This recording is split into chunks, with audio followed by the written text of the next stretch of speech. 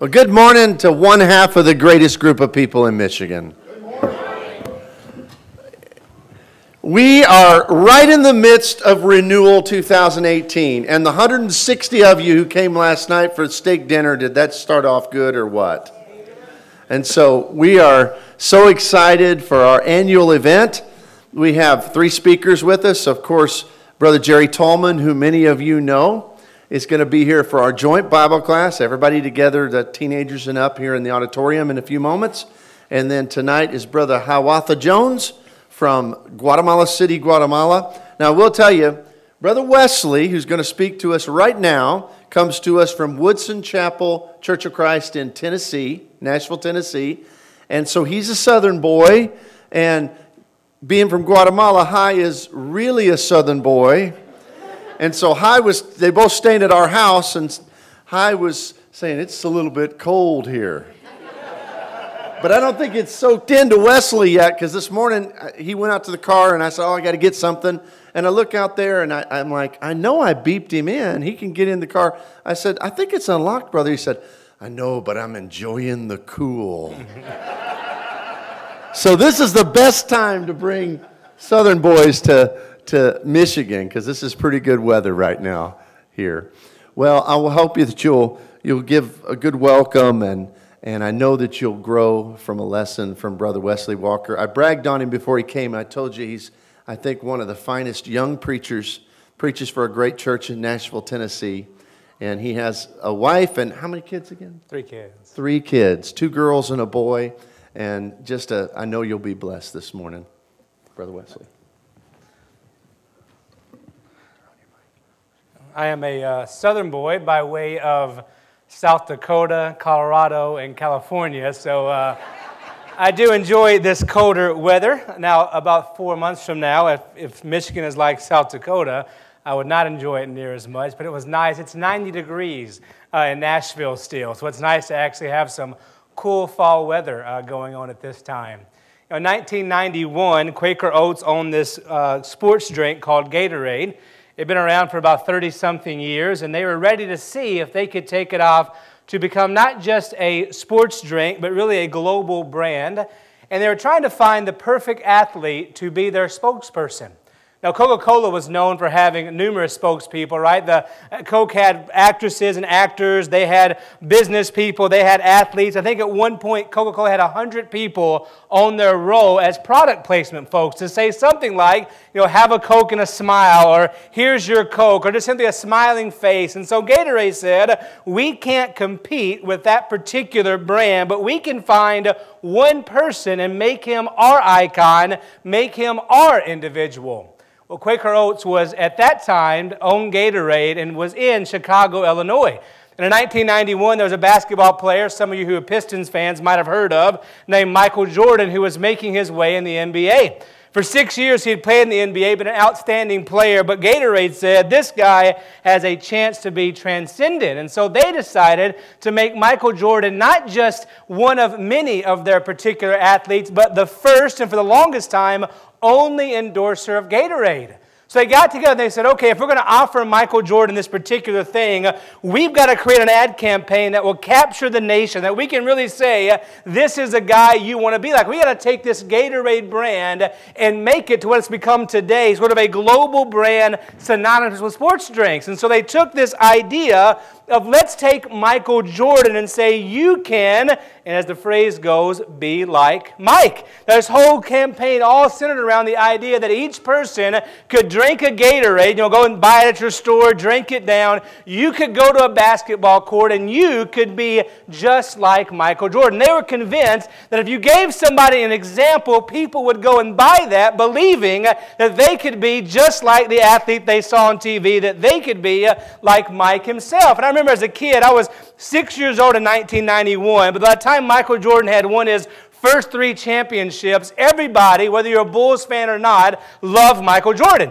maybe not up here, but most folks around the world loved to watch Mike play, right? And I remember as a kid living in Tennessee at that point, going outside, and I was 5'3", roughly 280 pounds, so not necessarily built for basketball, but I would dribble my basketball on a gravel outdoor lot in the backyard my dad had made me, and I would run down the court, I would stick my tongue out like Mike, I would double pump to dunk the ball, but usually 3 inches off the ground, and throw it towards the hoop, and I would be out there like Michael Jordan with my lemon lime Gatorade ready to play basketball because Gatorade had convinced me that if I drank their product, I could be like Mike. They understood the power of example. In fact, we are 26 years removed from that ad. Most of us can still hear that jingle, can still hear that idea, and we still associate Michael Jordan with brands like Nike and Gatorade, who said, here's an example of a great athlete. You can be like him, and we can give you the product to look like him at least as you're out there playing on the basketball court. We love the power of examples in showing us the way. In fact, if you go to any sort of weight loss website or hair website, you will find pictures something similar to this here, where you've got somebody on one side who is bald, on the other side, all of a sudden has this new set of lush hair. This is a real website. If you're having issues with baldness, I can give you the web address, and maybe you can figure this out. But this is supposed to be the same person in the same head. I gave it to Kerry. Hasn't worked for him yet. He's still working it there. But it's supposed to be the same person in the same head there, right? And so they show you on the one side the bald head, on the next side you've got this lush head of hair, and they say simply, it worked for this guy, it'll work for you, because we understand how powerful examples are, right? Somebody comes to you and says, I've got this product that can do this thing. Your first comment is, okay, prove it to me. What examples do you have? I have a day job in which I am in a healthcare company, and I do tech work, and we sell technology to companies, and one of the biggest questions we have is, who else do you work with? Can you send me references? They want to make sure what I tell them is the truth. They actually can do what they say we do because we understand examples. There's a story about a little girl. This little girl was in the midst of a thunderstorm, and there was lightning and thunder, and she's in her bedroom. And I have 3 little kids, so I get the story pretty well. The thunder and the lightning takes place. And what do kids do most of the time when they have thunder and lightning or it's loud? They run to their parents' bedroom. So the little girl runs to her parents' bedroom, sees her dad there, talks to her dad, and says, Dad, I'm scared about this, the thunder, the lightning, all these things are happening. And the dad tells the little girl, I understand you're scared. Go into your room, pray, we'll pray together, and God will take care of you. And the little girl, as best as she could at her age, walked back into her room, and she sat there, and she's laying in her bed, and the thunder and the lightning hits again, and she tries to say her sweet little prayer at that moment in time, and she has the thunder and lightning. She walks back into the room with her parents and says, I prayed and the thunder and lightning's still there. I'm scared. So Dad walks in with her, and Dad sits beside her, lays in the bed with her, prays with her. Dad leaves the room when she seems to fall back asleep. And if you're a parent, you know that only lasts about the time you fall back to sleep. The thunder and the lightning hits. She walks out of the room. She comes in and she says, Dad, I've prayed, I've thought about it, and I get it, Dad. I understand that God will take care of me. But sometimes, Dad, I just like to see God with skin on it in the moment. And she wanted her dad in there with her for a little while. Now, there's a powerful thing in examples. Whether it's Michael Jordan on the basketball court, drinking his Gatorade and wearing his Nikes and dunking from the free throw line, inspiring kids to believe they could be like Mike.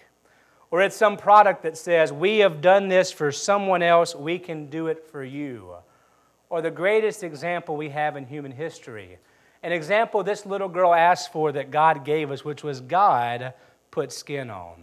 You read through your Bibles, you have all these teachings about what it means to be a person of God, a child of God, what it means to live your life for God. But God doesn't simply give us edicts and precepts and pass them down and say, you guys figure this out. God took the step of putting skin on, of becoming one of us. We call it the incarnation, that Jesus became like us. In our text today, the book of 1 John, you have an author in John who loves to talk about the fact that God became flesh. In fact, John is one of the New Testament authors that emphasizes emphasizes that point as much as anyone. He tries to get this across, that we understand that the God who in the beginning was the Word dwelt among us, put on flesh. He was real flesh and blood. He lived that out. He lived for us. He did those things. And John, in 1 John, says you should look at that and recognize He did it to be an example for us. 1 John chapter 2, read for us a moment ago. If we abide in Him, we should walk the same way Jesus walks. John, an eyewitness to the very glory of Jesus, says those of us who hold His name should live like Jesus lived. Those of us who call ourselves Christians after Him should live the way Jesus lives. And you wonder if John has the same problem we have today, where there are a lot of folks who profess the name of Jesus, but yet haven't quite figured out the fact that that's more than a word you use, but a lifestyle that now completely supersedes who you are, that now He has reign over your life. John, I think, pointing not just to his generation, but to future ones, says, church, we want to make sure you understand whenever you claim the name Jesus, you claim a new way of living. If you're going to abide in Jesus, you must walk like He walks. That's my sermon this morning, walk like Jesus walks. And could we not take that in a million different directions? If we're going to have a sermon on the example of Jesus, we have 4 books that were biographical of His life, Matthew, Mark, Luke, and John. And I've preached through one of those books, and it took longer than 20 minutes. So we're not going to go through the series of that way. But John in chapter 3, one chapter over, talks about 3 big things in the life of Jesus. And we could talk about things from Peter, like him being the example of suffering, of doing good in the world and suffering, but continuing on anyways. Or Paul, who speaks of him being the example of humility, of somebody who would humble themselves so that they can be exalted by God. We could speak on stuff of that nature. We could pick up the gospel accounts and his example of how he heals those or takes care of those. But in John chapter 3, or 1 John chapter 3, John says He is, on 3 occasions from verse 1 down through verse 10, and he emphasizes 3 big points about Jesus. That He is a certain type of man, and you and I should live up to that example. And he frames it all with the word children. Beginning in 1 John chapter 3, 1 through 10, you're going to have the word children repeated over and over and over again. Children of God, children of God, children of God. And here is John's point. You have been born again into God's new family. You are now His child. And if you're a child of God, you should live like your Father. If you're a child of God, your life should reflect this new relationship you have with God. And more than that, your life should reflect the Son, Jesus, who showed us who the Father is. John says, look, here is Jesus. He declared to us God. We were able to see what God is like, the Father is like, and as His children, we should follow in His example. And he begins simply by saying in verse 3, He is pure, so we should purify ourselves. We serve a Jesus who is pure. Trying to define purity is difficult. Purity is really the absence of defilement. As mentioned a moment ago, I have 3 children. And if you have kids at the age of my children, 6, 4, and 2, your soda is their soda, and your fries are their fries, and your food is their food. And periodically, they will grab your soda or your drink and take one of those nice large drinks in which they've had fries or a burger. And then when you finish up that drink, they set that drink down on the table. And as a dad, you have learned to look at that drink to determine whether it is still your drink or because of the amount of floaties in that drink, it now becomes their drink. That's how I define purity. Purity is these lack of floaties in your drink. It's this idea of understanding that you're taking away the defilement. You're leaving that behind.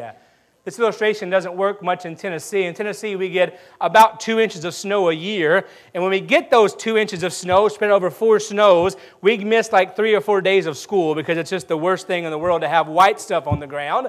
But when I lived in South Dakota, we got snow. My first year there, I was a freshman in high school. Beginning the week before October, we had a snow that left 10-foot snow drifts in our backyard that did not melt to the end of April. In fact, my dad at the end of April was happy because we had taken his tools and built tunnels, and he could find them when the snow melted all over the backyard where they had been spread out through our tunnel building. But my wife had never grown up where there was snow. Now, she lived in California. She would drive up the mountains, and they would load snow in the back of her dad's truck, bring it down to the Central Valley, and plant it for 2 hours before it melt to have snow during the wintertime.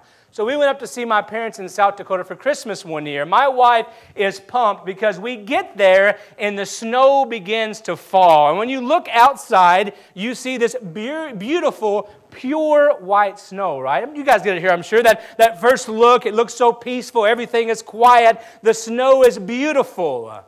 By day 3 of not being able to leave the house because of snow drifts, my wife was sick of snow, and not just that, by day 3, when the snow plows has come through and you've dug ways to get the dog out to the backyard, when you've got sort of the dirtiness of it, that beautiful undefiled snow looks terrible with the black streaks around it and with the stuff going on. And you're just waiting for that fresh snow to fall to cover it up and give you that purity again. When I think about the word pure, I think about that fresh snow. There's no defilement. There's no mistakes. There's no stuff that you look at and cringe. There's a beauty on the outside. And when you look at the life of Jesus, you look at a man who was pure. And not just pure in maybe he was a good man, but you look at a man who in every dealing that he had, it could be defined with the idea of purity. In fact, in John chapter 18, when it's time to find a fault for Jesus, they can't find a single person to say anything bad about him. Think about that for a moment. I know if you went back into my life, you could find many people who could find numerous examples of acts of impurity and be able to find that. When it comes to Jesus, he is pure. John makes that statement and says, you should seek to purify yourself. That your goal in life should be to reach purity. And we live in a world where purity is frowned upon. Think about popular culture for a moment. Turn on a television. Turn on a radio station. Flip to the internet any moment in time and see about the things that we don't just simply tolerate or learn about, but that we celebrate. Walk through your grocery store. Look to your left at those different magazines and see who's on the cover of those magazines, right?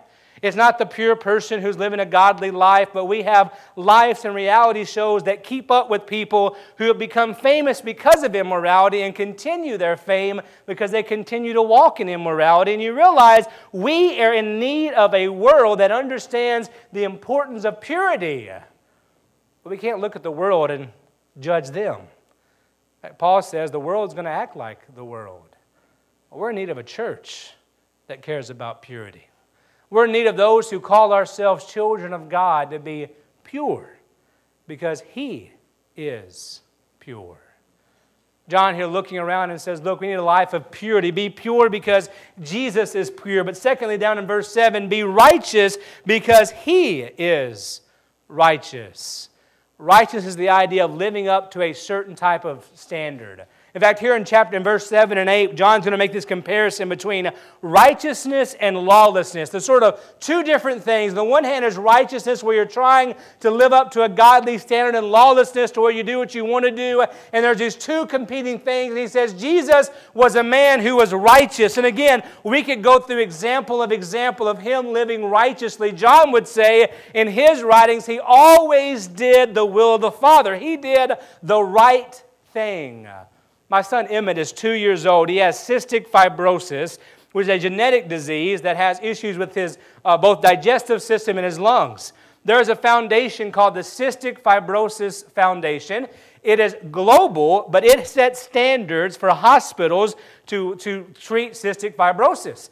My son is in Nashville, Tennessee at Vanderbilt. There's a set of standards that they go by for his treatment. He does this thing, and this thing at this age. We go to Fresno, California, where my wife's family is from. There is a Valley Children's Hospital about 45 minutes from there, and it has a Cystic Fibrosis Foundation approved facility there. Here's what we know. If he gets sick in Fresno, we take him to the Valley View Hospital. We know they will treat him the same way they would at Vanderbilt because they follow the exact same standard. If we go off to Hawaii, we know that there's a place in Honolulu that will treat him the same way. And we head up here to Michigan. There's one of your children's children's hospital, I can't remember which one, has a standard that says this is a cystic fibrosis facility, we know he will get the same standard of treatment, the same protocol at each one of those places.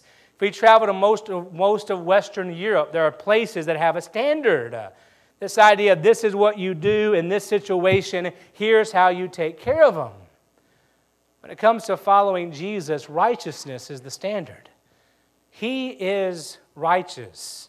So we should fight against lawlessness. We should fight against this desire of doing whatever we want to do and rather fall in line with the new standard we've been given. John spends a lot of times in what I call identity ethics, in which he says, you are now this new person. It's your job to live it out. You become this, or maybe better put, God has made you this. Go and live what God has made you. God has made you born from above. You're born again from God. Go out there and live it. He wants us to see there's a new standard. He is pure. Purify yourself. He is righteous. You should practice righteousness and turn away from lawlessness. And thirdly, John will say this, He has come to take away sin, and He Himself is without sin. The sacrifice of Jesus is a sacrifice of somebody without spot or blemish, without any issues whatsoever. In fact, in the Gospel of John, there's so much talk about Passover and the Passover lamb that you can't help but recognize John wants us to see Jesus as this pure, unblemished Passover lamb given to us to take away sin. In fact, in the Gospel of John, the very first introduction we have to Jesus is made for us by John the Baptist, who says, "Behold, the Lamb of God who takes away sin." John wants you to see that Jesus has come here as the sinless one who's committed no sin, but also the one who takes away sin. And his application is, you should remove sin from your life. Now, John has sort of a thing he's playing a tightrope on to some degree. Over in chapter 1, he says, if you say you have no sin, you are a liar. That you do have sin, but the beauty is if you walk in the light, He forgives you of that sin. But He also, on the other hand, says, if you practice sin, you're of the devil. There's this sort of tightrope that John says, on the one hand, none of us are sinless. None of us are perfect. And on the other hand, none of us should be people who are known for practicing sin. Not sure what the difference is, but I'm a sports guy. So if you think for a moment about sports, there are people who every now and then go out and shoot a basketball in their backyard. They go out there and they make a few shots, and maybe they'll shoot 2 or 3 times a day and they're done. And there are people who go outside with a purpose and an idea, and they are practicing their jump shot, and they're practicing their dribble, and they're using right hand and left hands. The difference between practice and occasional, I think, are seen in that sort of illustration, that you have folks who every now and then do something, or maybe daily do it, and then those who seem to have an agenda to continue in that idea. John says those who are Christians shouldn't have an agenda of practicing sin. You shouldn't have this idea of desiring it and wanting it and doing it. Back in the 1500s, there were issues of people planning on doing sins and then paying for indulgences in advance. I know I'm going to sin. Let me go to somebody who can forgive me, get that forgiveness, and then go sin. That's practicing sin. John says He is sinless, and so should we be. I want to stop there for a moment. John said He takes away sin. I love when Bible writers use euphemisms to declare things that are glorious. Here's John in a short book, most likely not a book, most likely a sermon John has preached and then had recorded and distributed with the gospel. In the midst of this sermon, he simply says, Jesus took away sin. But we know what that means, right? We know what it means when it says Jesus takes away sin, that He has in mind there God becoming flesh, dwelling amongst us, humbling Himself to the point of becoming a man, not just a man, but a servant. Not just a servant, as Paul says, but a servant who's willing to die, not just death, but even death on a cross. We understand when John says He takes away sin, or at least we should, the magnitude of that statement, of the fact that here is what God has done on our behalf. Taking away sin, took a cross and the bloody death of Jesus for our sins to be removed. Yes, we read it somewhat quickly. He takes away sin, and He was sinless, so we should fight against sin. And it's true, you should fight against sin, but don't forget what God has done in removing sin.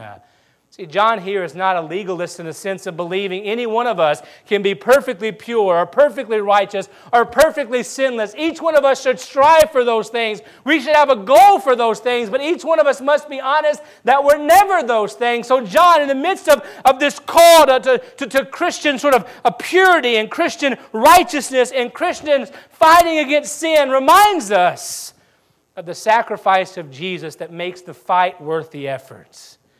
If I woke up tomorrow and somebody told me, you've got to be good enough to save yourself, and here's the conditions: practice purity at all times, practice righteousness at all times, practice sinlessness at all times, I wouldn't make it long, and I'd probably give up immediately in despair because there's no hope in that. But if somebody comes along and says, Jesus has come and made you pure and made you righteous and taken away sin, now go live it, I have hope. And that's what John is saying here. Those of us who would abide in Him will walk as He walked. Pure, righteous, sinless. And the beauty is this: He cleansed me. He made me righteous. He took away sin. And now I can walk in this new reality, knowing I won't be perfect, but knowing what Jesus did and how He opened the door for me. Being a speaker from Nashville and not knowing my audience in terms of who you are, I don't know if you're in this room this morning and you just showed up. Somebody invited you, or you just found a place and walked in because it was cold outside. But I know you're here. And I know if you're here, there's an opportunity for you to change your life in this very moment. And maybe in this moment you're looking to know Jesus. The Jesus who made me pure and righteous and sinless. Not because I'm a great person, but because He went to a cross and He paid the penalty for my sin and gave me things I could not do on my own, and gave me hope to fight this battle of struggles that I have within me to continue to try to live a life of righteousness and purity. I want you to know that Jesus. I'd love for you this morning to make a decision to be baptized into His name, to receive all the blessings that come along with being a child of God. Maybe this morning you're struggling with sin. You know, we need to fight against sin, but we don't have to fight alone. Sometimes in the church we think we have to keep sin secret because we're not honest enough to say we all sin. We can quote the Scriptures, right? All of us have sinned, but we never want to tell people I've sinned. We never get the help that we need. Maybe this morning it's time for you to be honest and say, look, I'm struggling in this area in this way, and I can't do it alone. Help me, church. Or maybe you're dealing with life. And there are things that happen in life that aren't sin and bad, but are hard. That's why you have a family of God. Remember 3:1-10, in that section there, John says we are children of God. We're a family. Jesus shows us the way, and we're here to help one another. So this moment in time, in just a moment, we're going to stand, we're going to sing. If you need help, any way we want to do so, just come forward and we'll help you.